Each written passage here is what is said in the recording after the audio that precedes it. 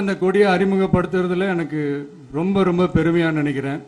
இது வரைக்கும் நாம நமக்காக உழைச்சோம். இனி வரப்போற இயர்ஸ்ல நம்மள ஒரு கட்சி ரீதியா நம்மளை தயார்படுத்திக்கிட்டு தமிழ்நாட்டுக்காகவும் நாட்டு மக்களின் உயர்வுக்காகவும் நம்ம எல்லாருமா சேர்ந்து உழைப்போம். இந்த புயலுக்கு பின் அமைதி ஆர்ப்பரிப்பு ஆரவாரம்னு நம்மளுடைய கொடிக்கு பின்னாடியும் ஒரு இன்ட்ரெஸ்டிங்கான ஒரு வரலாற்று குறிப்பு ஒன்று இருக்கு. அது என்னன்னு அதான் நீங்க எல்லாம் ஒரு நாளுக்காக வெயிட் பண்ணிட்டு இருக்கீங்கன்னு சொன்னல. அன்னைக்கு நம்மளுடைய கொள்கைகள் என்ன, நம்மளுடைய செயல் திட்டங்கள் என்னன்னு சொல்லும்போது அன்னைக்கு இந்த கொடிக்கான விளக்கத்தையும் நாங்க சொல்றோம். அது வரைக்கும் ஒரு சந்தோஷமா ஒரு கெத்தா இதை ஏத்தி கொண்டாடுவோம்.